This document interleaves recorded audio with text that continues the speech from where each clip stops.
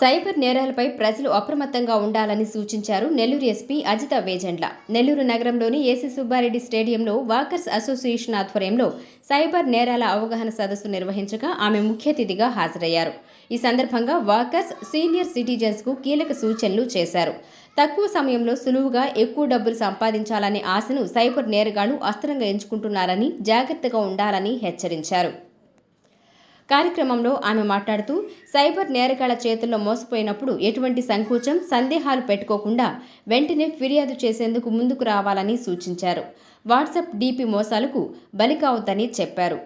Digital arrest గురించి, loan apps frauds గురించి, APK file frauds గురించి అండ్ ఈ సోషల్ మీడియాలో ఫొటోస్ తప్పుగా వాడటం గురించి ఎవరైనా అండ్ మార్ఫింగ్, సైబర్ స్టాకింగ్ ఇవన్నీ చేయటం గురించి మనం అవేర్నెస్ రేస్ చేయడం జరిగింది.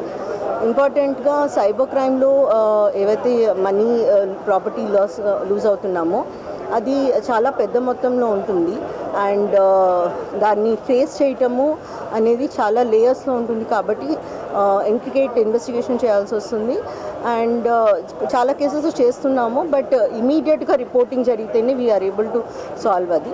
అందుకని ఆ అవేర్నెస్ చెప్పడం జరిగింది. 1930లో కానీ నియరెస్ట్ పోలీస్ స్టేషన్లో కానీ వెంటనే రిపోర్ట్ చేయాలి అన్నది అందరితో షేర్ చేయడం జరిగింది.